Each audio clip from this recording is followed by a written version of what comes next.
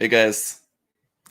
Hello. Good morning. Sorry, I was gonna say good afternoon. I don't even know what time it is. It's first thing in the morning, kind of 10 a.m. here. Hello. Good morning, guys.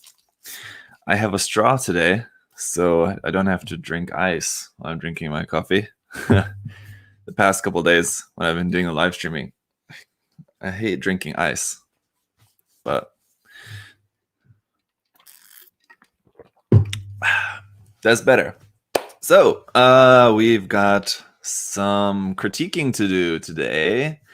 Try to do these episodes about once a month, and it's for once again just for Patreon supporters. So, if you guys are interested in joining, being able to submit your work for critique videos in the future, you can check out my Patreon account page there down in the video description.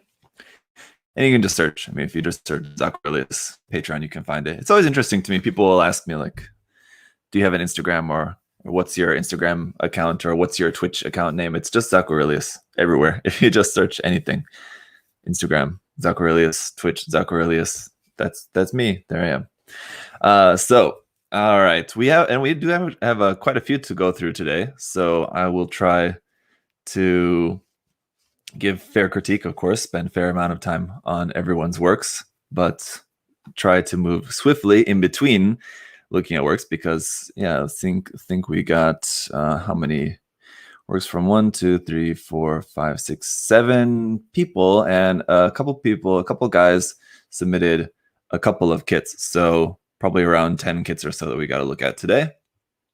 So let's get right into it. Is Zach only roast his Patreon Gunpla?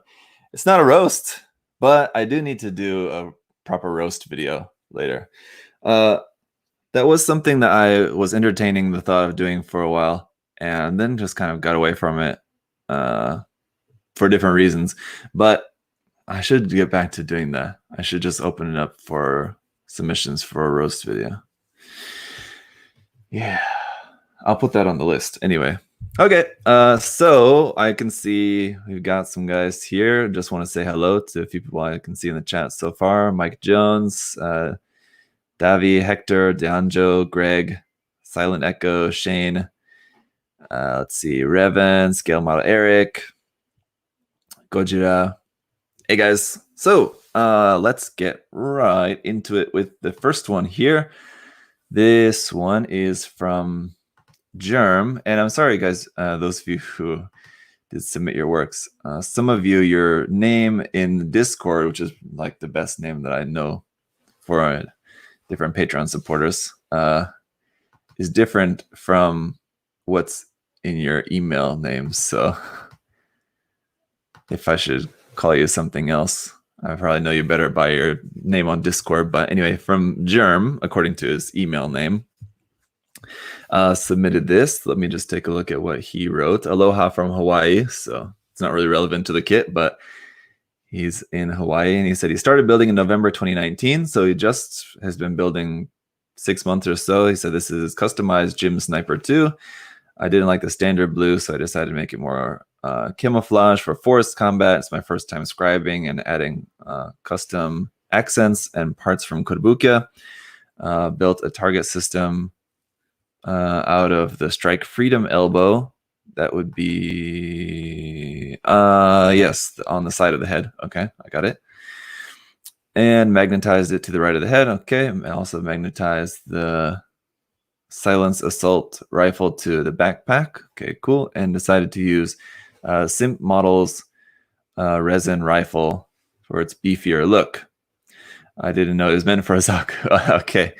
Any advice and criticism? Okay, so I got it. So this is his first time doing some custom scribing and used some Kotobukiya parts. You can see obviously the missile pack up there on the shoulder. And yeah, he said he magnetized the rifle to be able to attach onto the backpack. So there you go. You can see that. Let's see if there's another picture of that. Maybe not, but you can get the idea there. And he used the Simp anti-ship rifle, which, as he admitted, he didn't know it was for a Zaku at the time. But yeah, it's the 1/100 scale version, resin gun there from Simp. Just a 100 scale version of the HG that comes with the Origin Zaku kit. So, I mean, I was just actually, because I have this kit as well over there, and I was just looking at this. It just had to have been yesterday or 2 days ago. I was just looking at that and thinking about what kit I wanted to use that with, because I was thinking, like, obviously it's meant for a Zaku, but I was thinking I could probably use it with something else, something different. So I don't think that, I mean, the cool thing about the design is that it's not really, it's not like a very Xeon looking thing, like, or Federation looking thing. It's pretty ambiguous as far as like what you want to use it with. So as long as you know, don't think about it too canonically that like it's actually meant for the Origin Zaku, then I think it's fine. Doesn't bother me at all that it's not meant for an EFSF suit or whatever. But all right. So first of all, I'll just say for just the different things that are going on there, you know, using the resin gun and the Kodo option parts and using magnets and some other different customizing, some custom scribing, as well as just the painting and little diorama setup here in general, I would say for the fact that he's only been building for around 6 months or so, I gotta say, very impressive work. So great job on that. We'll just take a look at these. So a couple of these are like finished photos like this, and there's a couple of these sort of like work in progress kind of type photos, but basically finished. You can see at least kind of what's going on there. And I'll just say for the colors, it looks nice. It's a nice color green, and he's got a little bit of like a secondary green color. You can actually, like, in this kind of like work in progress photos, I feel like I can see the kit and like the colors actually a little bit more clearly, actually, because in these finished photos, just, I'm not sure if it's edited or this is exactly how the photo came out of the camera, but just I think like the light shining on it was a little bit too bright or not diffused. So if you can, just in the future, if you're going to use that light, maybe try to put some diffuser on the light so that it's not so bright on the kit, because it's kind of washes out the color a little bit in some areas. It's kind of harder to get a sense of like the true color, because it doesn't look like we're seeing the color very true compared to like this. Seems like this is probably just light from a window or something, and natural light usually is better to get a sense of like the true colors of the kit anyway. But yeah, the multiple tones of green do look pretty nice. The secondary green, so you got just the one main green for pretty much all of the suit, and then there's a couple little bits here and there. The secondary green on the top of the foot, the thigh, the midsection, the part on the side of the head, that all kind of makes sense. It's hard to tell, but it looks like on the missile doors up here, zoom in, it looks like those are two-tone, like two of the missile doors are in one color green and the other two are in a different color green. That's, I wouldn't have done that. I would have just made them all one color, you know, either one way or the other. Probably the lighter green would have looked cool to make it different from the main color of the mobile suit, using your secondary color, your accent green. For the missile doors, I would have just made them all the same color. It's a bit odd that they would be two different colors, realistically speaking, but you know, if that's what you preferred, or if you just wanted to go for that for a more stylistic look, then I think that works fine. The use of the part to make this camera on the side of the head, I think very effective. I mean, if I stared at it long enough, I probably would have been able to tell that it was like an elbow part or something, but it blends in, you know, pretty well enough that it's not very apparent that it's like just an elbow part from a different kit. And he's used a couple different parts, like the part on the back side of that, you can see up there, is that's like a little Kotobuki option part to cover up the hole on the back side, and then on the front side he added just like a couple little bits to make it look like a little camera lens on the front side of that. So that's cool. And the use of the Koto missile pods there also, it works.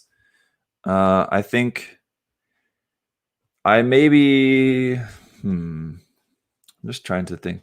It does look, I mean, it looks like pretty large, and I know you can change up, like, the cool thing about that set is you can change up the configuration of them. I think the set comes with 4, so that's probably why you wanted to use all 4. I maybe would have just done 2. I don't know, because it does look a bit high stacked up there on the shoulder. Again, it just doesn't look as maybe realistic.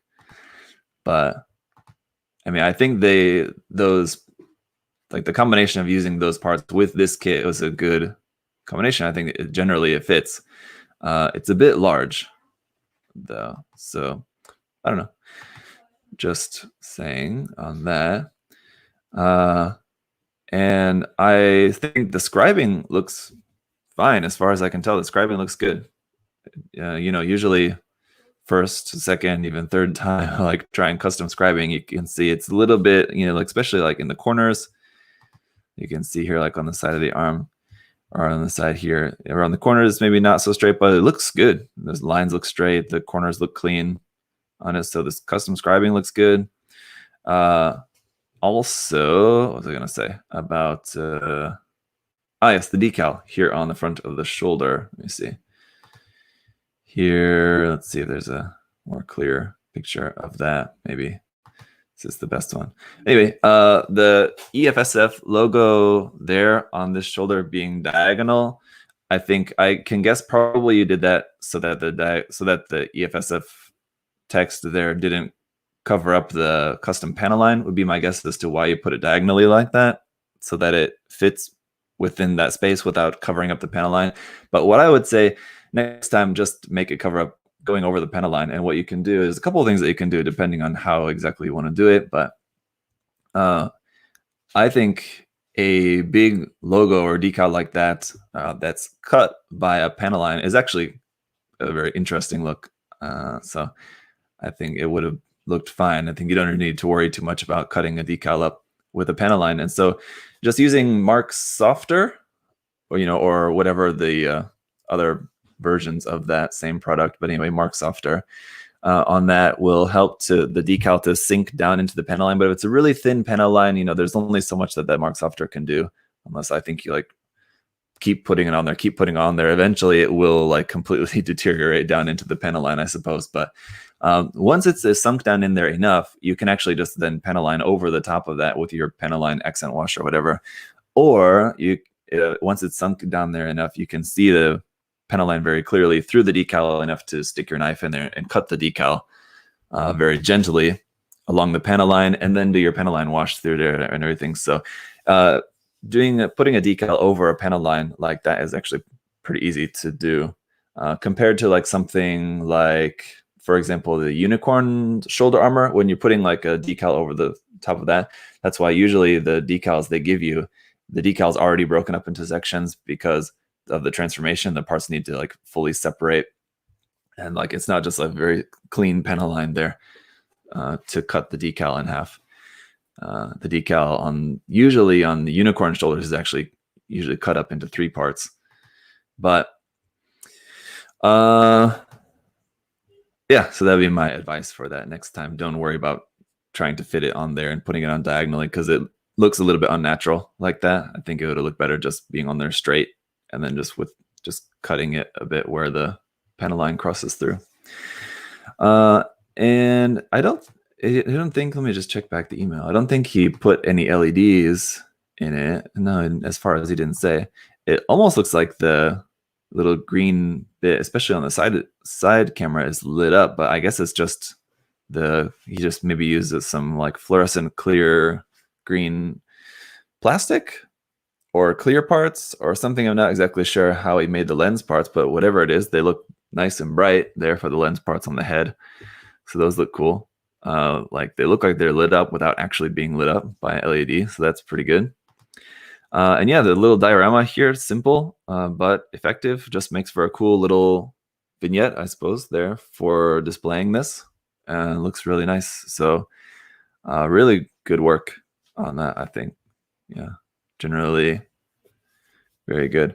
I think it looks like probably you got the Bandai decal set. I think there's the decal set for the Gym Sniper 2 and Gym Sniper Custom, and like I think 1 or 2 other kits on there in that Bandai decal set. That's what it looks like. Some of these decals are probably from water slides for that. So yeah, I mean, if as far as like any other advice I could give for future builds, I I don't know. I mean, everything looks like it's going well so far. The pre-shading looks pretty good on there as well. Maybe in a couple spots, looks like the pre-shading was maybe a little bit too dark. But, I mean, that just takes practice, just takes getting used to. So one thing, I can't tell if you did this, but one thing that you could, yeah, I don't know. It's kind of hard to tell. If you did highlighting as well, you could try if you're interested in it. For your pre-shading, also doing some highlighting as well. So, I mean, just seems like maybe there'd be something you might be interested in trying if you haven't already. It's kind of hard to tell, and I guess that's the point. Good highlighting should be a little bit harder to see, I suppose, but I don't think he did any here as far as I can see, but you can correct me if I'm wrong on that. And I don't think he's in the chat as far as I've seen. I keep trying to check back to the chat. Hola, Pato. I don't know if you're still watching or not, but no piscola this morning. Just coffee. The problem is I got a straw today, actually, but the straw is too short. It's like the exact same height as my tumbler. It's actually hard to get to. All right. So let me see here. That is good for now. So thank you. Thanks, Germ, for your submission there. Very cool. All right. What is next here? Next is Shaka. Here, let me get these opened up. He did an RE Zaku FZ, which everyone knows is my favorite kit. So you'll know there's absolutely no bias with this kit because it's a kit design. There's a Zaku design that I don't like. That's certainly my least favorite Zaku variant. But as usual, it looks like Shaka did a great job on this one. So this is the Zaku Kai, the Zaku FZ here, RE kit that he's got painted up. First of all, let's just take a look at the shoulder seam line. Looks pretty clean, looks pretty good. There.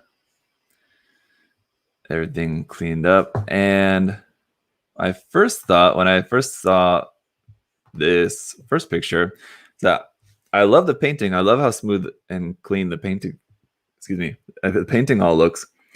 And then I noticed that there's some weathering like just on the gun, which I like. It kind of gives the appearance of that, like it's a new mobile suit, like maybe just fresh off the line or whatever. But the gun is not new. The gun is one that was just issued, whatever one that's already been in use or something. So I'm not sure if that was intentionally, the thought behind that, or if, just thought, I'll just weather the gun and not weather the suit. But a little bit of dry brushing on the gun does kind of make me think that like that's the backstory of it. And that's kind of what weathering in general is supposed to do. Weathering, the point of weathering is to kind of set the scene, right? Let you kind of build some sort of story as to like what this particular, mecha, robot, Gundam, or tank, car, whatever, where it's been, what it's done, what it's been through. You can create that with weathering. And so in this case, in just the weathering on the gun, it makes me think that this gun was just given to this brand new mobile suit, which looks very brand spanking new, very clean build here. And just the paint looks really nice and smooth, clean. I like that. Nice kind of like little bit satiny finish on that. I wonder what the top coat is. I don't think, Shaka, are you watching? Oh, Jerem, you are watching live. So sorry about that. I didn't see you in the chat, so I'm not sure if you were. Okay. It looks like you made it a little bit late. So it looks like maybe you came in like right as I just finished looking at your kit. Sorry about that. You can go back and watch it later. I looked at yours first because yours was the first one that was submitted. And just to address here, a comment here from Biaza, do you consider plastic modelers artists? Yes. Yeah, surely. I mean, if you're doing stuff like this, I mean, if you're just snap building the kits and not doing like full painting and everything, then I wouldn't. That would be. I'm not sure I would call that art. I mean, you could still be an artist in other ways. I mean, being an artist and creating art, I think maybe can be slightly two different things.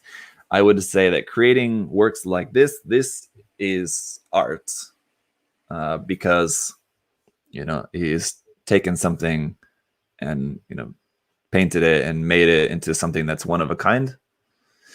If you're just building up the kit and not doing all the full painting, then it's still not one of a kind. It's still just kind of a product at that point. It's not art. Yeah, I think only when you transform it that it becomes art. And so I guess that makes you an artist. But even if you are just like snap building your kits, you can still be an artist, just maybe not with creating Gunpla, I guess I should say. So I don't know. Interesting question to ask, though. We won't get too distracted with that whole conversation, though. Let's just focus on Shaka's Zaku here. The decals as well look very clean. I can't see any like silvering or outline of the decals. The decals look great. I like the look of the silver on the Heat Hawk. I'm wondering how that's painted. If you can see there's like a little bit of an effect on the Heat Hawk blade. I'm not sure if that's like done on purpose or like the silver paint, exactly how that was painted. I'm not sure, because it looks like there's some sort of like effect on there where that's like weathered, or just like the paint is like layered in some certain way to give it a little bit of like a shaded look on there. I'm not exactly sure what's going on, because it's kind of hard to tell with just like the reflection on that, but that silver painted blade on the Heat Hawk does look nice. And also the silver kind of metallic color around for the thruster bells on the backpack also look pretty nice. You can see there's just a little bit of weathering on those as well. So I like that. I think with that little bit of weathering, even if this is meant to be just like brand new right off the line, I think just a tiny little bit of weathering around in a couple areas would have looked nice. Because you figure even if it is like right off the line, like getting from the production factory to where it's going, it's still going to get a little scuffed here and there just in the transportation process. You got to think that like probably the only way that this thing, any like mobile suit, is going to be perfectly clean without a scratch on it is when it's like at the factory before it's even been moved anywhere. By the time it makes it onto any sort of battlefield, by the time it's ever going to be actually holding a gun, you got to figure there's going to be a little bit of scratches here and there, probably. So just a super tiny bit around here and there would have been nice, I think. Kind of makes sense in my mind, but I don't know. What do you guys think about that? But I mean, the painting looks fantastic. That's just something that I think could have been cool, but not necessarily necessary to getting a nice finished product, which we got here. I don't really agree with the use of the two different fonts for the 06 on the shield and then on the shoulder pauldron there. The 06 decal, I'd say two different fonts kind of bothers me. But other than that, like I said, I really like the decals. I really like the Xeon logo in red here, just because it's an unusual color to see the Xeon logo. Usually it's white, black, yellow. Like it's yellow up here. And the fact that it's yellow up on the shield and red down on the front of the skirt, I think normally would bother me. For some reason, it kind of doesn't really that much, because you got all these other little red accents here. And so the little red Xeon logo as well just kind of blends in with the red accents. And then on the shield, it's just kind of just there. So the fact that the Xeon logos are in two different colors, I don't know. What do you guys think? It seems like that would bother me, but it, for some reason, kind of doesn't really bother me in this case. They're far enough away from each other, and like one's on the front and one's on the side. If they were both on the front and in two different colors, I think that definitely would bother me a lot more. Like if one was up on the shoulder here, for example, Like one was here in the place of the 06. If there was a yellow Xeon logo there and red right down there, that probably would bother me more. But because they're like at different angles, so you can see them both. Like if you're looking at the kit at like a 3/4 angle like this, you can see them both at the same time, but they're not both necessarily super apparent. I don't know. What do you guys think? Let me see here. So yeah, I really like just the colors, the shading. The green is really nice. The dark green is really nice here as well. The kind of dark brownish green. And yeah, I really wonder about the top coat on that because it has a really nice finish to it. So it's got that kind of satiny, nice finish. So I wonder what he used for that top coat. But looks great, very clean, very pristine, and yeah, as always, a pleasure checking out Shaka's builds here. So I don't think that he used any LED or anything for the eye. It doesn't look lit up, but it does look like a nice, kind of nice bright red in there for the little mono eye. But man, the Zaku FZ, and it's just like, it's like, you know how you always see like the meme of like the McDonald's fast food hamburger, like what it looks like on the menu. It looks like this big, like, nice big thick hamburger and a nice big thick bun, and then you get like the real hamburger and it's just like this squished flat bun. Like that's the Zaku FZ head. The Zaku FZ head is the squished McDonald's hamburger bun of Zaku heads. I just don't like the design. Sorry. I know a lot of people do. I think a lot of people like it just because they like 0083. They like the OVA. Is it an anime or an OVA? It's so short. It's OVA, isn't it? Anyway. Yeah, I like the anime as well too, but the Zaku design here, it's not for me. Sorry. But a very nice build of it, I'd have to say. All right. Let's see. Oh, he did include some text in his email. I meant to read this here. Sorry. I asked the guys to include some text as well to just kind of tell me about what they did, but let's just see. He said, I finished a clean version of Zaku Kai. It's right on time for the episode. My plan is to weather it and make a diorama or something like that with the Alex Gundam. Okay, so he is going to weather it some more and put it into a diorama. Okay, so that makes sense. Because of the pandemic, my Alex is lost in the chaos, so I never got it. Anyway, that might be a submission for a future episode. Okay. In the meantime, this is a clean build. I use a mix of Xeon decals, seeing how the RE doesn't come with any waterside decals. I hope I'll manage to be around during the live stream. Hope you like it. It's about half a year now. I started painting Gunpla. Oh, so yeah, he said he's been painting Gunpla for about half a year. So again, for painting for just a half a year, it's really nice work on that. And yeah, he said he is planning to weather that a little bit more later. So we might see that build again later in a future episode once he's made some progress on that diorama with the Alex. Hopefully he can get his hands on that kit. That's not lost forever. Let's move on here. Let's take a look at Ben's work. All right, let's see. And Ben submitted 2 different kits, so we'll take a look at them separately here. The first one is going to be the RG Nu. And just to say hello there, Jonathan and Gert in the chat. Hey guys, Jonathan will be taking a look at yours next, I think, after this. After Ben, then Greg, then Jonathan. So Ben first, then Greg, then Jonathan. But you guys are both there, so just hang out for a little bit. All right, let's go here. Watch that screen there. Did you guys like The Running Man? Classic Arnold Schwarzenegger movie. So good. Watch that screen. Like the casting for that movie is so good. Anyway, let's see. All right, so Ben said, here's his RG Nu. He started painting Gunpla during the lockdown, so he's also pretty new to painting. So there you go. I think the lockdown, as bad a situation as it is, especially there in America, at least if we're only focusing on Gunpla, it has been very good. I think for the Gunpla community, a lot of people have been able to kind of work on honing their Gunpla skills during this time and be able to build a lot of Gunpla while they've been stuck at home. So if you have to find any sort of bright side, at least for the people in our community, there's something.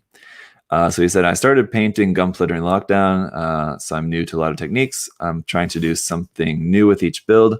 I use this kit to try using metallic paints and third-party decals. It's also my first RG, and I really like the grade. I used Ammo Paints by MIG, which are acrylics. The metallic blue is gunmetal highlighted with polished metal and flat aluminum, with a few coats of crystal blue over the top. Okay, so first time trying something metallic and also third-party decals, but I mean third-party decals are generally the quality is maybe not as nice as ones from Haikyuu or Bandai, but it's generally using them is the same. And he used MIG colors. So let's take a look at this. You got 3 photos of this. Just the first advice that I would give is just the posing. The pose is a little bit wonky, so I would just work on refining the pose a little bit. For when you're going to take the time, to do a fully painted build, you want to be able to show it off nicely and not have people distracted by a goofy pose, to be able to just focus on how good your work is. And so that would be my first advice. But that's also something, I mean, you think of posing sort of as like just some simple thing, but it is it seems kind of weird to say, but it is a skill that needs to be learned, or at least needs to be practiced. You get a feel for it over time, I guess. So it's a skill that does need to be honed. I suppose just getting a feel for how to do posing on your kit, because there's even people that I know, I won't name any names, who have been building for years and years, and still when I see their finished kits, I'm like, why is it posed like that? It's goofy. But yeah, so it's something that I think maybe just comes naturally better to some people than others, or anyway, it's a skill that needs to be honed. Let's just say that. The painting itself, though, looks cool. The metallic blue is nice. As you guys know, metallics is not something that I do. It's not something that I'm really very interested in personally, but I can appreciate here that it's done pretty well. It looks like he also did, let's see, let me just go to the chat. Is Ben here? Ben, are you here in the chat? Are you there? If you're there, say something.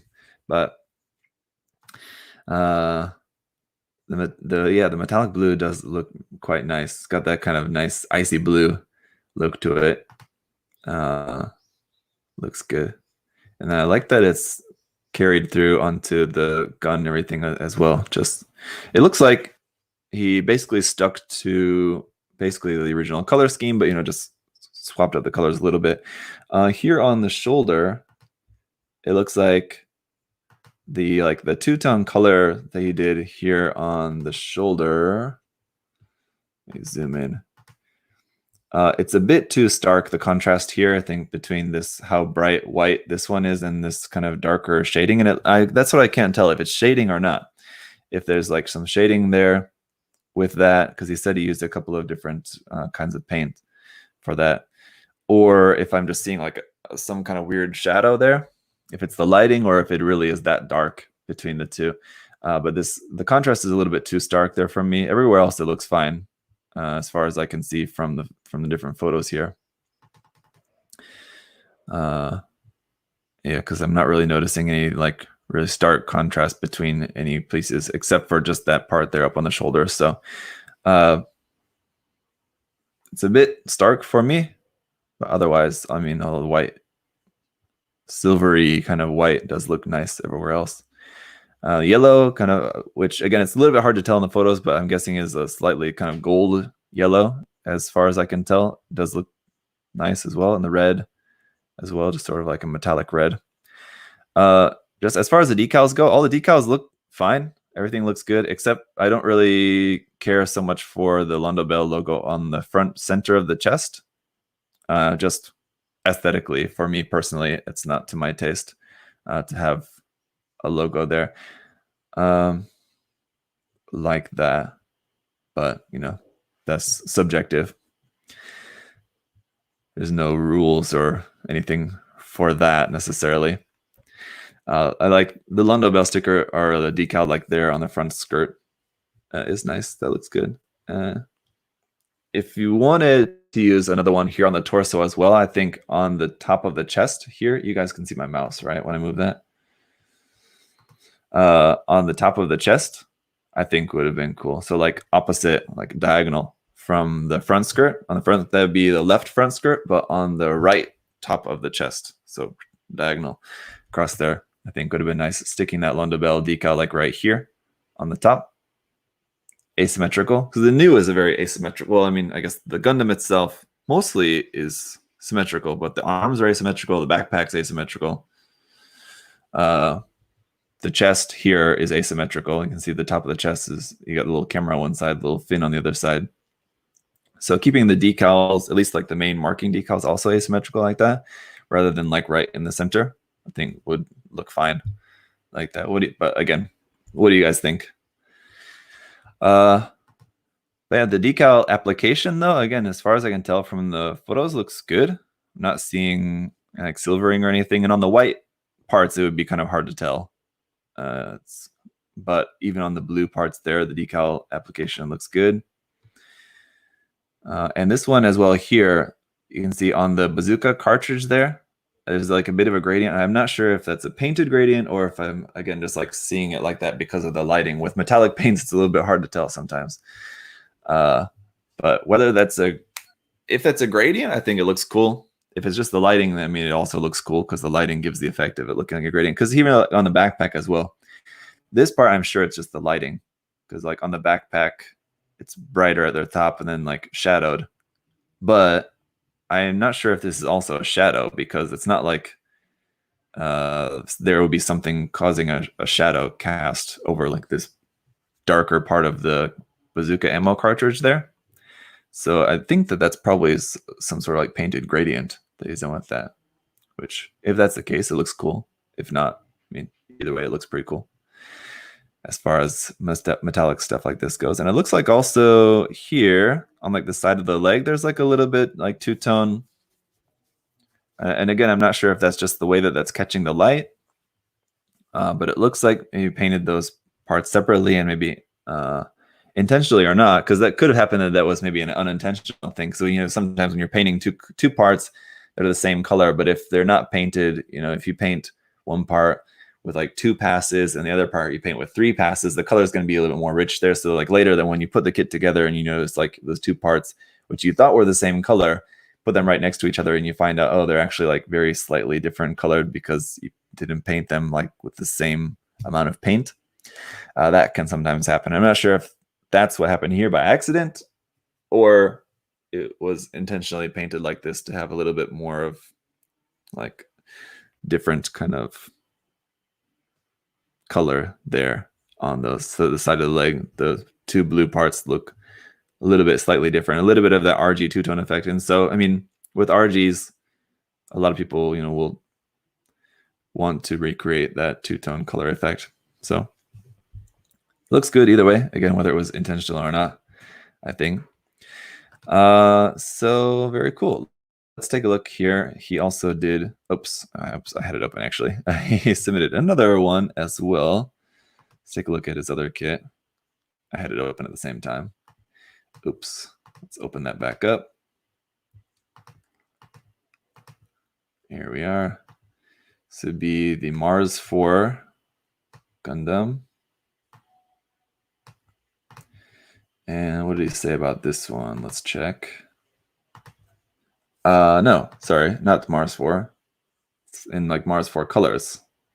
That's why I'm confused. It's the HG Jupitve. And my aim with this one was to try using a pre-shading for the paint job and to make a bunch of modifications to the kit. It's my first time doing this, hence the resulting machine called Labrat. Scratch build parts on the gun. And new panel lines look pretty rough, but I felt good to get stuck in and try something new. Okay, so scratch build parts on the gun. I think it just means these kit bashed parts here. I can't tell if it. Oh, yeah, I can't tell if anything's scratch build. I think, yeah, maybe the ammo clip on the bottom there's a little bit of. Okay, and then that's some parts for the top as well. So yeah, it looks like some of these added on parts are kit bashed onto there. Scratch build. So some scratch building and some kit bashing all kind of going on here with this custom gun.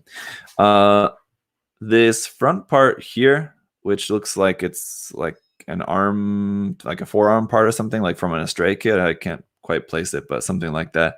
It doesn't quite fit onto there and looks a little bit tacked on just because of the shape. Doesn't quite conform to like the shape of the gun barrel there super well. I honestly think it might have looked better the other way around, upside down. Possibly might have fit better onto that piece, but that one sticks out a little bit as not quite fitting to that space quite properly. But the other stuff, I mean, looks fine. This ammo clip added onto there, the scope added onto the top there. I think some of these parts could use a little bit more sanding, the scratch built parts, because you can see like when you're cutting a plot plate, you have like the hard edges, hard lines, and especially like from these drill holes, you can see like the from the drilling, it's a little bit kind of like raised detail there just from the drilling process. So sand after you're cutting these parts and working these parts and getting them glued into place, a little bit more sanding on them just to make the edges a little bit not so sharp on the scratch built parts there would help those to blend in, because like the hard edges on that stuff is what kind of gave it away to me as being, it's like easily recognizable as scratch built plot plate parts added onto there, if that makes sense. But let's take a look. Let's see. I think that picture is really basically just the gun that we can see there, but here's the full picture. And he said he did some custom panel lining as well too, right? And the new panel lines look pretty rough. Where I'm not familiar with the Jupitve enough to know about custom panel lines, but it looks like maybe he added a couple lines here up on the shoulder parts, a couple little panel lines there. But yeah, it's a little bit hard to tell. And he said also he was trying some pre-shading. So as far as the pre-shading goes, it looks fine. It's a little bit hard to tell from basically just this one photo that we have for reference here. I'm not sure what color he used for the pre-shading, but generally, just as just a word of advice to people just in general, generally probably don't want to use black for pre-shading under white or red. Actually, in this case, I'm not sure what color he did use, but like under red, just pre-shading in brown or something is probably a good bet. And then under white, there's kind of a lot of ways that you can go with it. If you want it to be a little bit more color tinted, you could use like a dark blue or something, or whatever color, dark red. In this case, considering the other color is red, so doing your pre-shading like a dark red could have made sense, but otherwise just in like also just dark gray or something. And like the little bits of detail plot plate added onto the front of the chest, the front of the skirts does look pretty fine. There, you would think that maybe just these like square bits don't really fit within the space very well, because you have like most of the kit doesn't really have any like squares on it, right? Because it's all these like hexagon and like diamond shapes. There, you don't really have any like just straight up square shapes anywhere. But it doesn't really bother the design too much for me to have these square bits there on the front of the skirt. I think they look fine generally. Yeah, I think like the pre-shading definitely looks a little bit too dark up there on the shoulder, just because on the shoulder you got some pretty dark pre-shading, and then here on like the upper arm bicep part, it's a really bright red, and just like the contrast between the two of those parts right next to each other is pretty high. So yeah, I'm not sure what he used for the pre-shading, but again, for a first attempt at trying pre-shading, I think it looks pretty good. Looks like he also maybe did some pen aligning here on the forearm. You can see like just under the hand, that forearm, that gray bit, I think is probably scribed the lines there and painted the middle section gray. And then here on the front of the legs, I was looking at this as well earlier and I'm trying to figure out that, but it's hard to tell in the photo, but it looks like maybe he also scribed the lines and painted a gray stripe down the front of the leg there as well, possibly. So the colors, I mean, and the pre-shading generally looks nice. I think with 1 or 2 more kits to practice on, it's going to be looking better, no doubt. Because it's a little bit dark here and a little bit light there. So just getting a nice even finish over everything, again, just takes practice, getting used to it. So, all right. Thank you, Ben. And let's see, Greg was next, right? So let's go to Greg's. All right. This is, yes, his Titans RX-78. So if you guys will remember, a couple times over, well, I don't know when it came up, over the past month or so. At times, I've talked about this, doing a RX-78-2, Titans RX-78-2, using the Gundam Verka as an idea of something that I wanted to do. And so it's an idea that I've had for a long time and just never gotten around to actually making one. Well, Greg actually took some initiative and actually made one. So good on you, Greg. Someday I'll eventually get around to building one of my own, but so Greg did this, and he also used the Vulcan pod there from the Mark II, from the Gundam Mark II on that, and then just painted up in Titans colors with the Vulcan pod there on the head, and here it is. So let me see if he mentioned anything else in his email. I only have one work in progress because there isn't much modding to this design. Yeah. So, I mean, for his photography here, just the one work in progress photo he did. So, yeah, I think he mentioned in the Discord, and I didn't talk to him too much more about this. He also had to putty over the Vulcans and the head. The Vulcans built into the head. The actual official artwork for this Gundam doesn't have those. So the Titans version of the Gundam doesn't have the Vulcans built into the head. So I guess maybe that's why it's got the Vulcan pod on the outside. So he covered those up because, of course, the original kit does have Vulcans in the head. So he covered those up, added the Vulcan pod. And I think he said that the Vulcan pod didn't fit quite right. And Greg, if you're still in the chat, chime in about this. But I think he said the Vulcan pod, and I remember from when I tested it myself, the Vulcan pod didn't fit quite right. So I'm wondering just how he modified that to make that fit better on there. But I'm assuming it was not too terribly difficult to just modify that to fit better around the head. But once you got that on there, it certainly looks good. The colors, let's see. Greg, remind me again how you painted this. Just airbrush, and you used what colors do you use for this? Is it airbrush or spray can? I thought you're using airbrush, but it also looks like it might be spray can.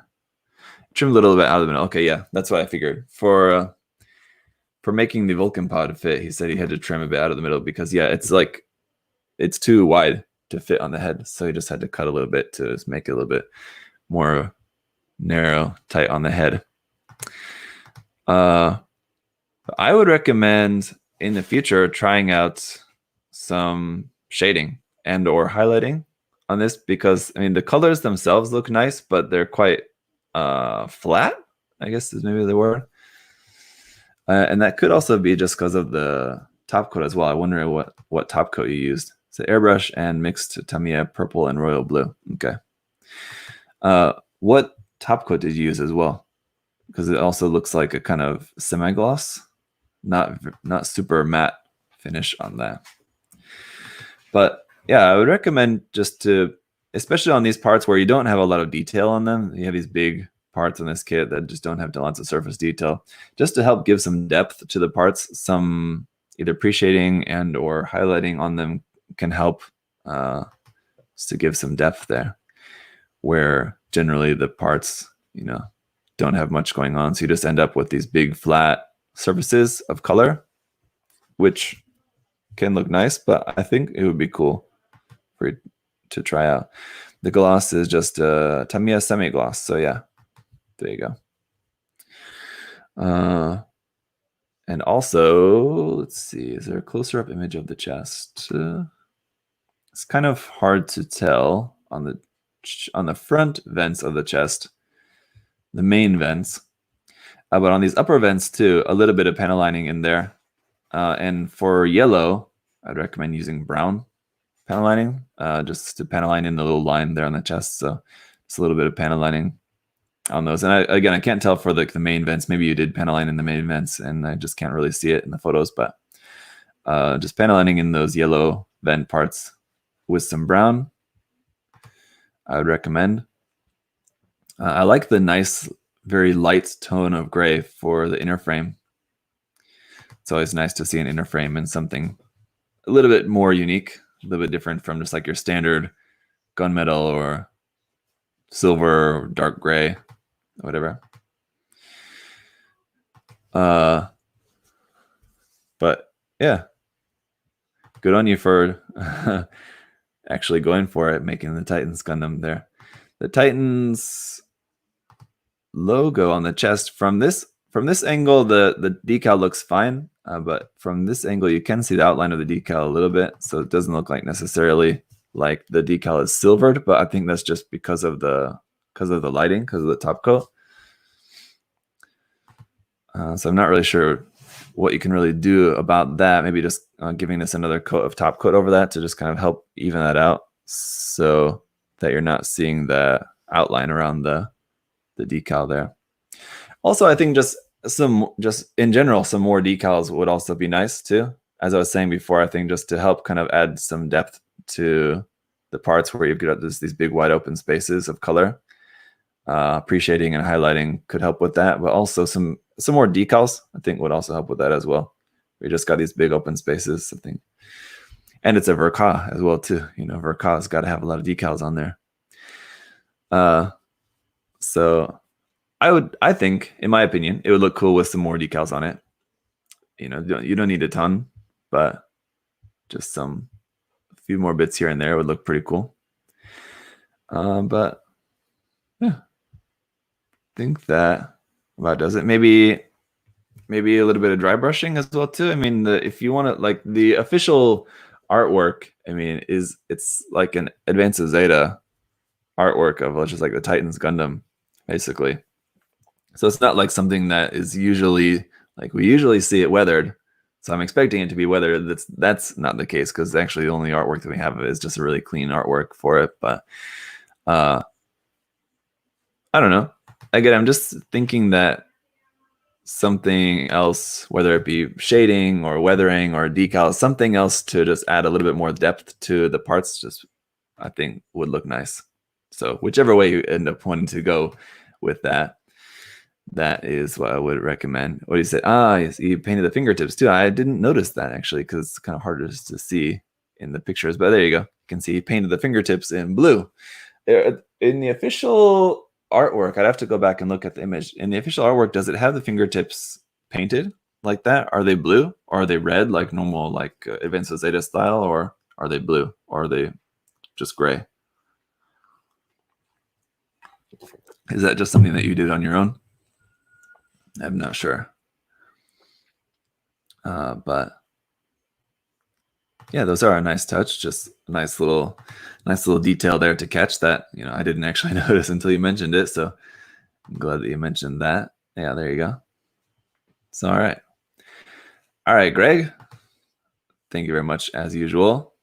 Oh, in the artwork, they are blue. Oh, okay. I don't know if I ever noticed that. I'd have to look a little more closely, I suppose.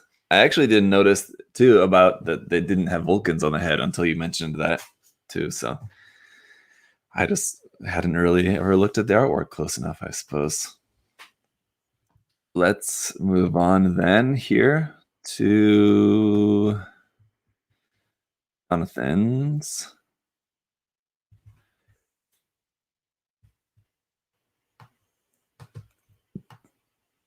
All right, get this queued up for you guys. Here we have the Stormbringer, but in a custom color scheme. Here you go. In what is basically the full armor custom full armor color scheme here.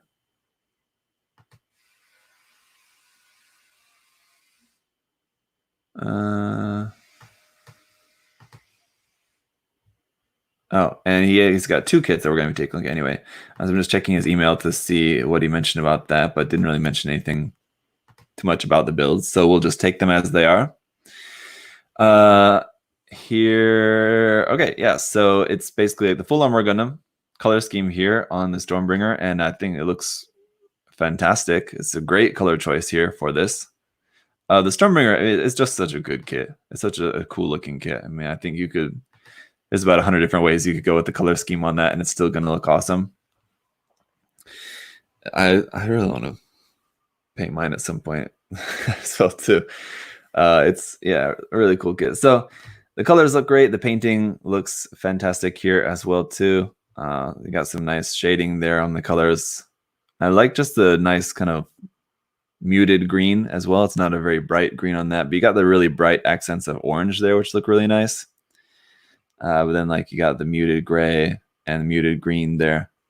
And then like instead of a really dark black, you just have this dark gray there in place of what kind of looks sort of black.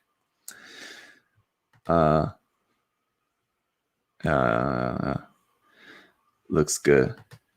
And a little base there for it, which I think for the standing pose like this, the base works fine. For doing some sort of action pose like this, it looks like the base is not really big enough for it. Like you wanted to do a little bit more of a dynamic stance, but not really enough space to move the legs any farther apart on the base there, it looks like. So the pose is a little bit wonky here because it looks like he's trying to do an action pose, but he doesn't have enough space to move his legs out to look more natural. But barring that, for just standing, I think the base looks good. Just there, and there's some nice, simple black with some yellow striping there, some black and yellow Wiz Khalifa style base on there. And also the decals look good. I like the big 3 on the back there. It's cool. Just the decals up there on the front of the shoulder. And I wish that we had some more photos of this. He only sent these 3 and they're pretty good, but I wish we had some more photos to look at to see everything a little bit more clearly here. But here's like you can see like what we were looking at earlier with the Jim Sniper about the decal being on top of a panel line. So here you can see there's a panel line going through the decal on both of these. And I think it just looks more natural like that. So here's an example. I like what I was talking about earlier with the decal going over a panel line, covering a panel line. And the little bits of metallic on there. Sorry, I didn't mean to switch photos, but little bits of these kind of metallic sections there on the gun barrel. And I'd assume he's probably got some around on different parts of the frame probably as well. But again, in these few photos we've got, it's a little bit hard to see. But yeah, the orange is a really nice little accent orange there. Certainly like that. The 3 is really cool on the back. It almost looks a little bit too tight, that area there. It's a little bit squeezed into that space to fit that 3 there. I like generally the position of having that big 3 like that on the backpack there. Looks a little bit squeezed onto the backpack, but as usual, Jonathan very cool with this. He's got another one here as well. This would be the Astray Noir, right? Yes, correct me if I'm wrong on that. I think Astray Noir, right? Yes, but also custom painted here as well. Oh, there is one more photo here of the Stormbringer, but I mean, there's not really too much else to see on this, other than you can see this little green square, little accent on there. I like like to see those little bits on there, so that's nice. I'm guessing that was just maybe a little, I don't remember, that could be just an actual molded detail on the original kit. I don't think that he added that, but you can add little details like that quite easily just with some little bits of plot plate, some like 0.5 millimeter thick plot plate sheet is good for little bits like that. So maybe he added that or not, but either way, it's a nice little bit of detail on there. So back to the Astray Noir. We just got the 2 photos of this. And also paired it up with the little Minimum Factory girl, which I've got over here. Planning on building up one myself of the Colette Minimum Factory kit. I want to actually do some modification to it, actually. But that's for later. For now, it looks great. The Colette figure there looks really nice.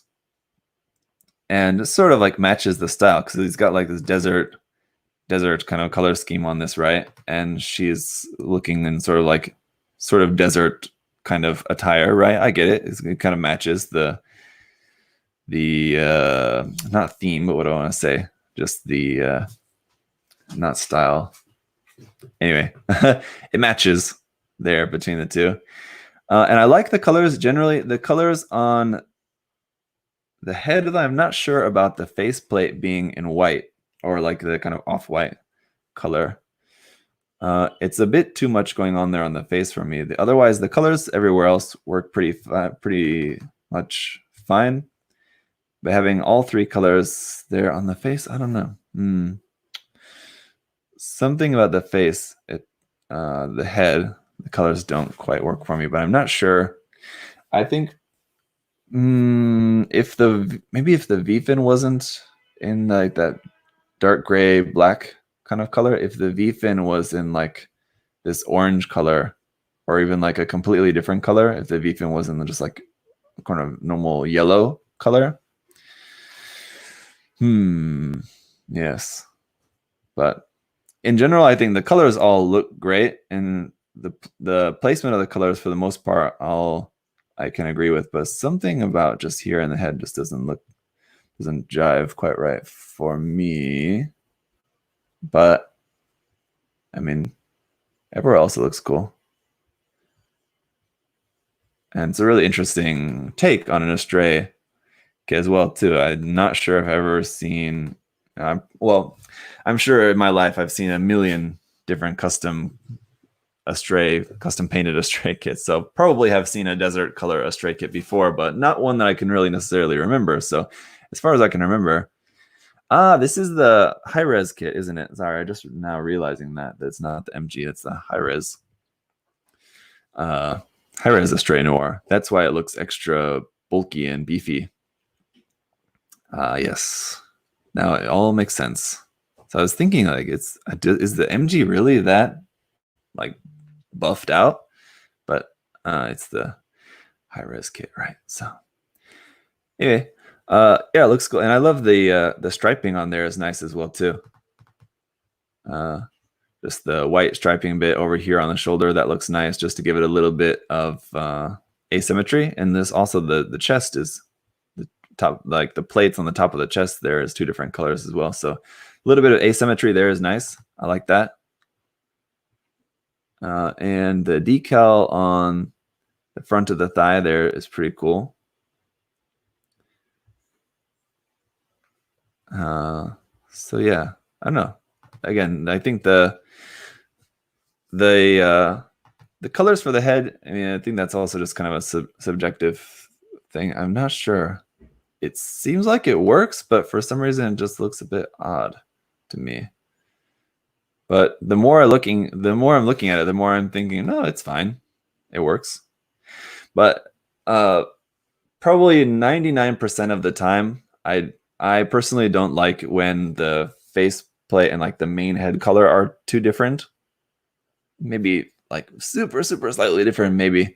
But usually I think that it just looks better for them to be the same color, the main head color and then the faceplate color to be the same. When they're 2 different colors, it just usually doesn't jive with me. Again, like probably 99% of the time. Sometimes it works. In this case, I'm thinking it's working. Maybe, but what do you guys think? Yeah, and yeah, like I was saying, and someone in the chat was just Geomazing was just mentioning in the chat about the cherry blossoms. I like this decal placement on the front of the thigh. I think it's a cool decal, and the placement is cool and interesting. Just unique placement for a decal there. Thematically, though, I'm not sure if it blends because you have this kind of also sort of Egyptian or like desert looking kind of. You have this kind of like eagle or something up there on the wings, and then like this little also sort of Egyptian sort of looking eagle on the front of the shoulder, a little logo there, and then a very Japanese like cherry blossom design. Doesn't quite match thematically for me, I think, for that. And especially like desert, you don't necessarily think cherry blossoms and like desert don't really necessarily go together very well. So it's a cool decal and cool placement of that. I'm not sure it really jives with the rest of the design, though. But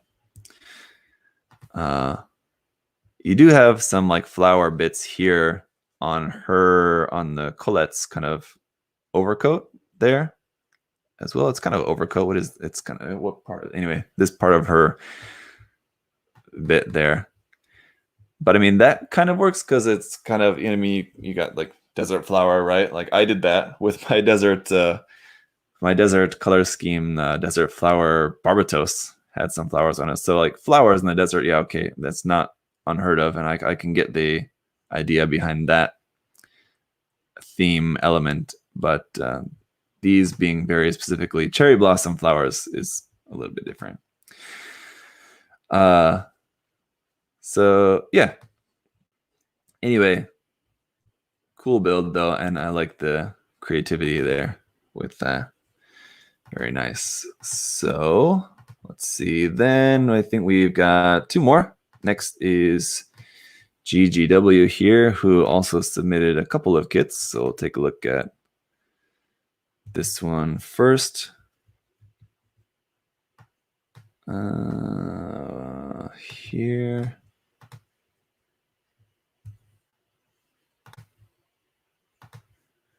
Let's see. Well, let me open it up so you guys can see first. Then I'll read. He wrote some description in his email, so I'll check out what he wrote as well. But here's what the kit. So the photos are like half work in progress, half finished photos. So we'll take a look at them. But here's what the kit looks like. And let me check out his email. First, I'd like to show my code Gias. I always thought it looks like it should be pronounced like code Gase or something, but I think just according to the Japanese, it's Gias, right? Anyway, I'll show you my code Gias Wing Zero Gundam minimal Gundam markers. This time just on the translucent red, and the wings were brush painted with acrylic mix, and everything else was spray can. So which parts he said were the translucent red parts are Gundam marker. Oh, okay. So I see just a little bit of that. And then the wings, saying the wings were brush painted and everything else was spray can. Okay. I tried Tamiya brand of masking tape that seemed to work better than I did before. Overall, I like it, but still wish we had something more official. Second, okay, so that's for this one. Then he has a second build as well, which we'll look at. But so here it is, and I can see he said that just the red part was done with Gundam markers. So you can see like up here on the shoulder specifically, and maybe we can see better in different photos. We'll check. But in this photo, the texture caught my eye here, up here, the texture on that. You can see like on the red parts, I would expect some texture there because it's painted with Gundam marker, and that's usually the negative byproduct of using Gundam markers. You usually get some bad texture in there. But it looks like some of the black parts also have some texture going on there. And actually down here on the side skirts, looks like also there's maybe some texture going on with that as well, too. But he said the other colors were spray canned, so shouldn't really be getting that kind of texture from spray can paint necessarily. So maybe it's just the light in this particular photo. It's kind of catching it oddly. But, generally the color the paint looks pretty smooth. And it should be, pretty smooth for spray cans. Usually application is pretty good. It looks like he didn't paint the inner frame parts too, which I can understand for spray painting. Spray painting, does add more thickness to the parts, and especially with an RG kit having such tight tolerances, any amount of paint added onto there is going to really stiffen up the frame and make it hard to move. So, painting the inner frame with an airbrush is going to be the best way. Excuse me. A little tired this morning. But not painting the inner frame just makes it look like it's just not painted.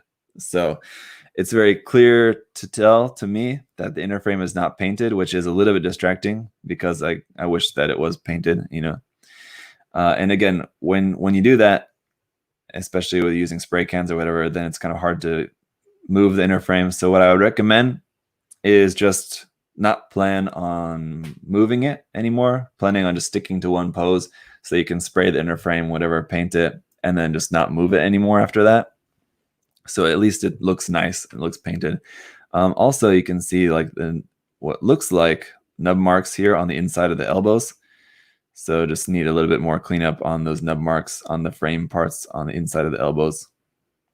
And we'll see if we can see any more on other areas as well, but at least just in this photo, you can see that. But let's go back to the work in progress photos and just see what we can see here. So here's just, I suppose, during the painting process, and it looks like the knee part was not a separate part. It looks like it's masked there, you can see. So like it looks like that knee part was masked and painted gold there. And here it is with the G else, just in the midst of being built here. So you can, looks like he planned out his color scheme up there. So he's using that as a reference. There you go. And then just more painting work in progress there with the gold parts and everything. And testing out the pose, it looks like. And yeah, that's a weird texture on that. Is that just from the Gundam marker or what? It almost looks like there's like something laid on the part. Like there's something laid on the part first and then the Gundam marker on top of that. It's kind of hard to tell what. That's a very odd texture, like that you would get from Gundam marker. But I wonder exactly what made the texture look like that. But let's see. And again, here's just testing out the pose there in the display cabinet. Yeah, let's just take a look once again at the finished photos. As far as I can tell, I guess, yeah, you can see the texture on some of the hand brush paint. Because I was going to say, just looking at the picture earlier, the paint on the wings actually looked pretty all right.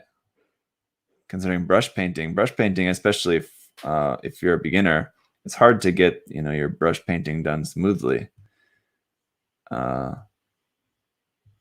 Takes practice, but you can see the brush strokes here, and then like you can see where the paint is like a little bit built up, pooled up, like on the edge of some of these parts. That's from like painting the top surface first and then painting the side or something, and some paint gets like over the edge and it's like piled up on the edge of the part. Then what you need to do at that point is should have gone over the top part of it again to just get rid of that paint built up along the edge of there a little bit.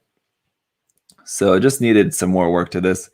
And because you can see the brush strokes in there, I'd say you need to just work with thinner layers and more layers of paint. So I'd say thin the paint some more and just work on building it up over multiple layers. So you paint all one way one day, and then the next day you go back and paint all the opposite way, and then it'll take you 3 or 4 coats probably to get good color doing that. But I mean, if you're not looking at it super closely like this from a distance, it does look pretty good. I mean, it looks fine. The color looks good, and it's a nice color, so that's helpful. But it's only when you look up closely you can see that where it just needs a little bit more practice on the application of the paint there. So yeah, brush painting with a hand brush, not the easiest thing to do. I guess every style of painting has easy and hard points, I guess.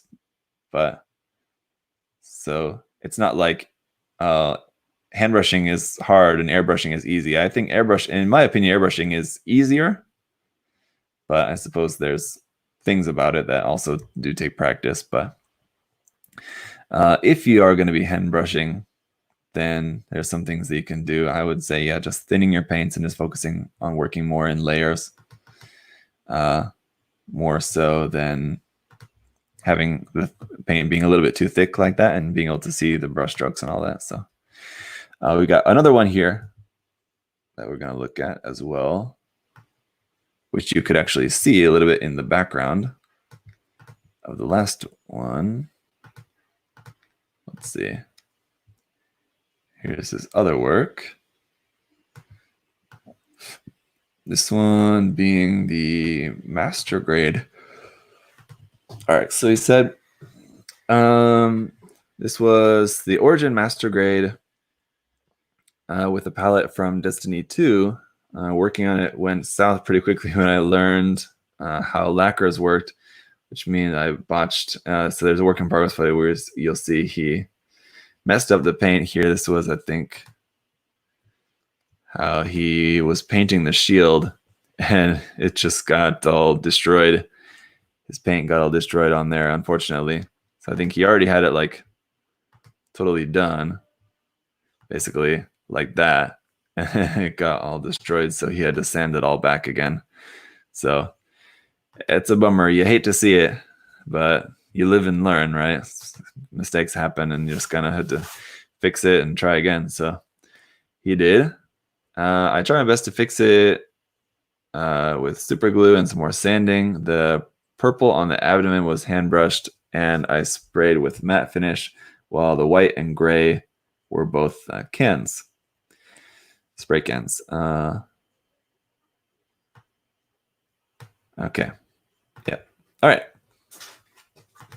So yeah, the shield mishap. I mean, yeah, stuff happens, but he fixed it ultimately.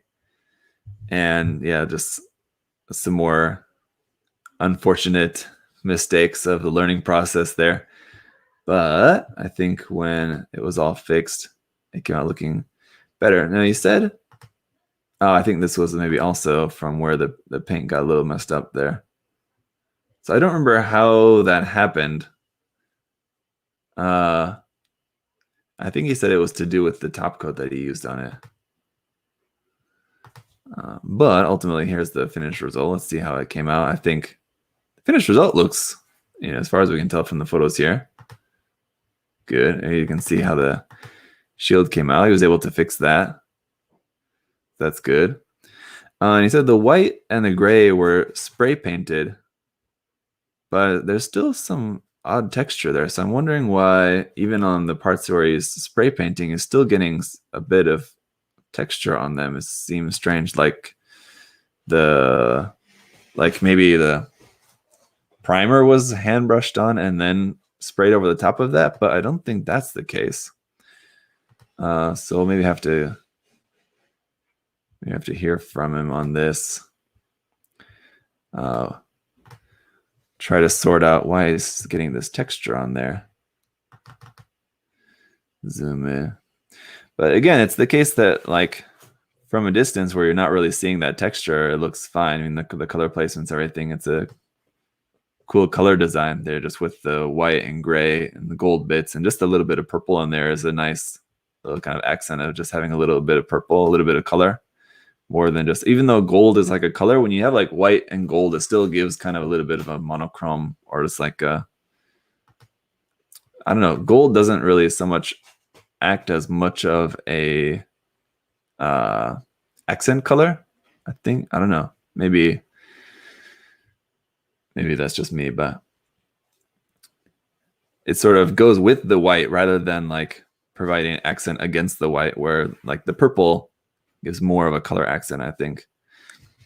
Anyway, but yeah, like the color placement of those parts, I mean, looks good. Basically, just kept all the parts that were originally yellow and painted them in gold, but just added the little parts there on the side of the arm, on the kind of cuff, which normally would have been white. Made those in gold as well. But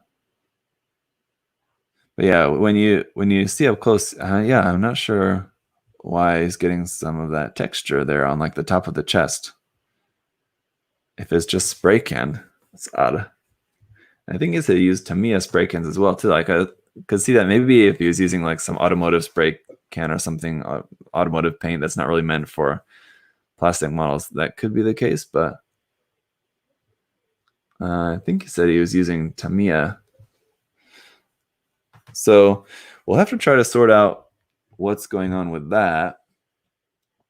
Because it also looks like the white on the chest is a different white from the rest of the plastic. So I think maybe the other white plastic is not painted. I'm trying to see, and it looks like that. It looks like the other white plastic armor parts are not actually painted. Just the chest is painted, because obviously the chest originally would have been blue, but if you wanted it white, you had to paint that. And let me just check his email again here. The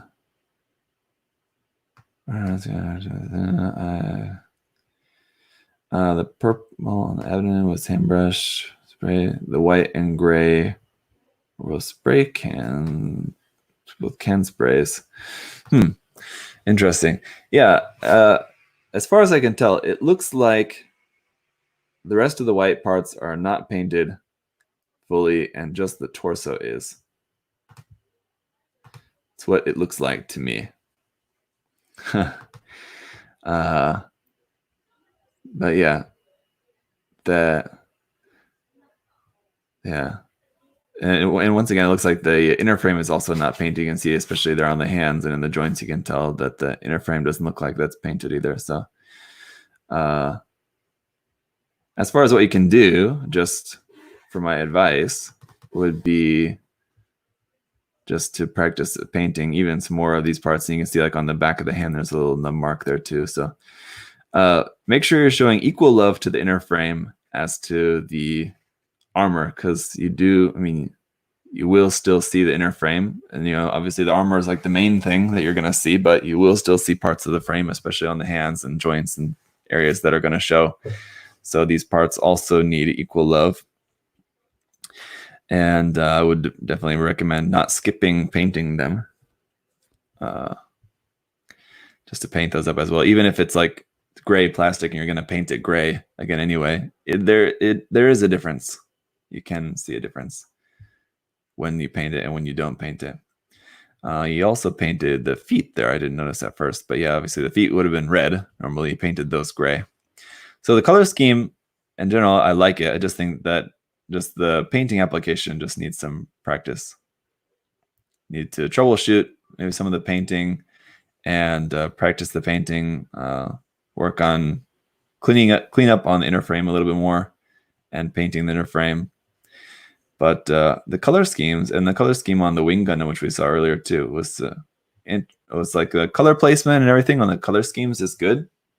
Just need to work on the actual painting process itself. So, hello Ryan, and hello David. David, are you here as well too? Haven't seen, but are you here? Anyway, if you are, hello. Hey guys. Hey Ryan.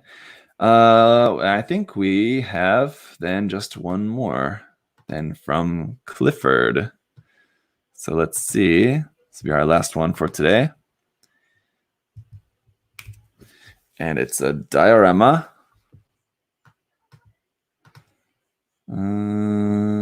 here,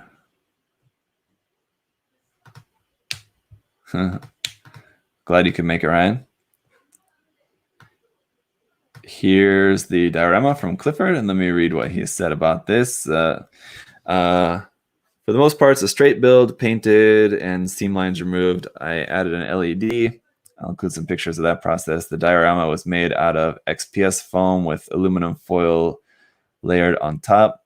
The water and Akai are airbrush. The stone is hand brushed. The LED is wired with a dollar store LED candle battery pack.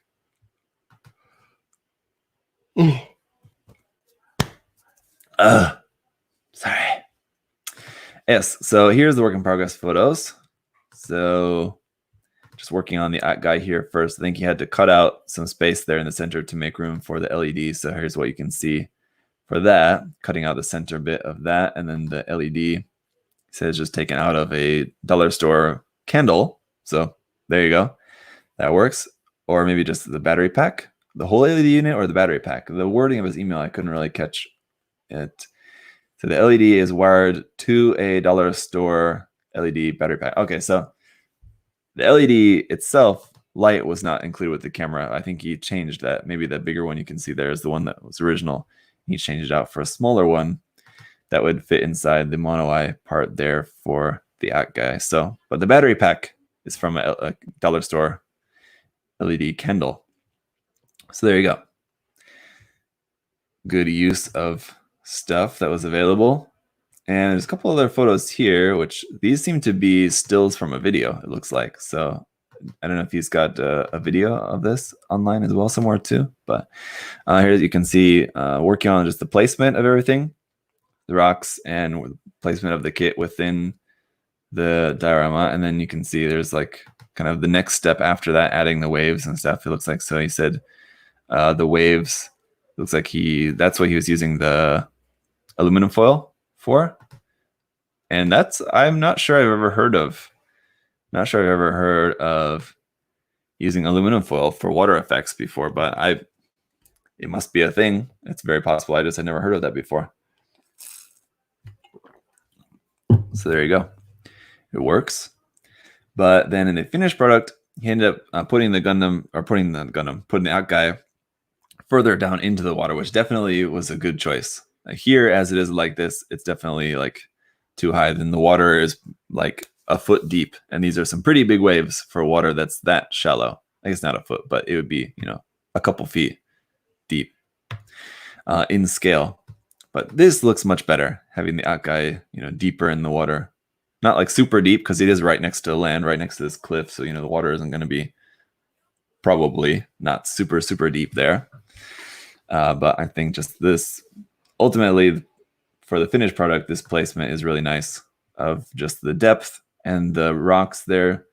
Just to it's not like a very complex diorama, but it just does it sets the scene nicely, gives a nice just composition to that with just a little bit of background there, rather than just water or, I don't know, having a lot more built up. It's a nice minimal use of elements to maximize the look. It's just got some water, a little rock here, a little rock there, but it sets the scene, pretty nicely there.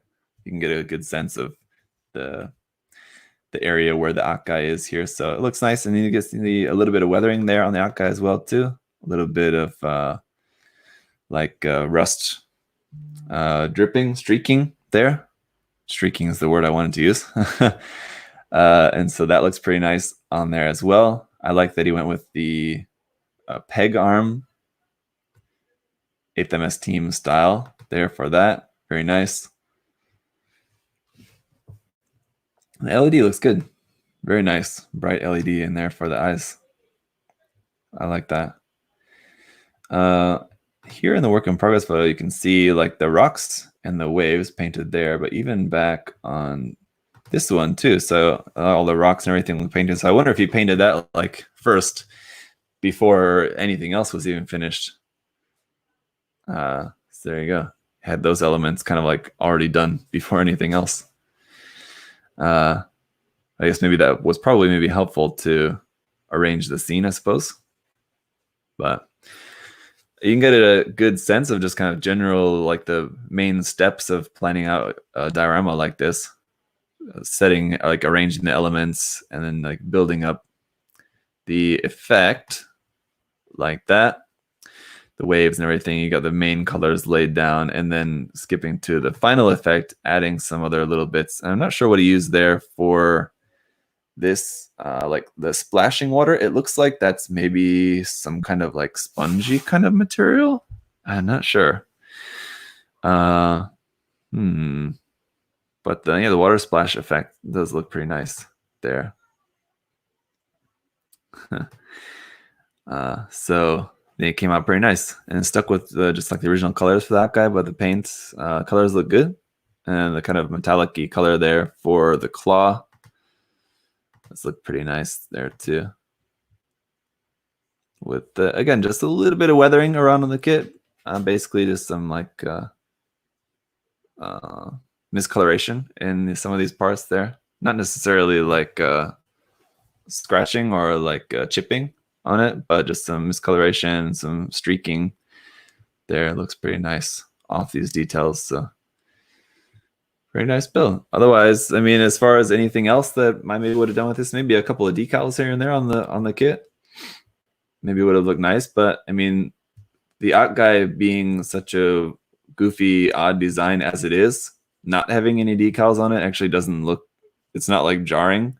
If I saw like a Gundam without any decals on it, it might look a little plain, or might look like it's missing something, but that guy doesn't really, in this case, look like it's missing something, just by the fact that it doesn't have any decals on it. But maybe a couple would have looked nice as well too, just to sort of help set the realism of the scene.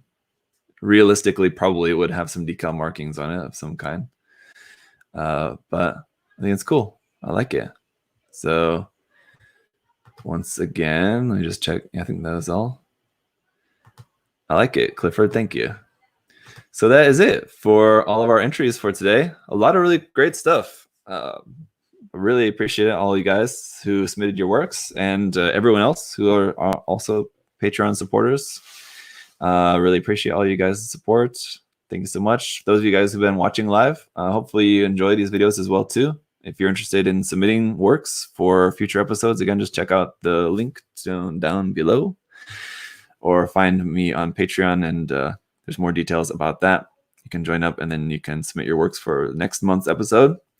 But until then, guys, thank you so much for hanging out. And let's see, won't have any live streaming tomorrow, but next week, I think we're going to certainly be building the RG Ava Unit 1 kit, live streaming next week. And then I should have an interview at some point next week as well too. And next week we'll also have another episode on the USA Gundam TV channel with Adam and I for another live video with us answering your guys' questions there for Adam. So check that out. And yeah, I'll see you guys next time. Have a great weekend. Bye-bye.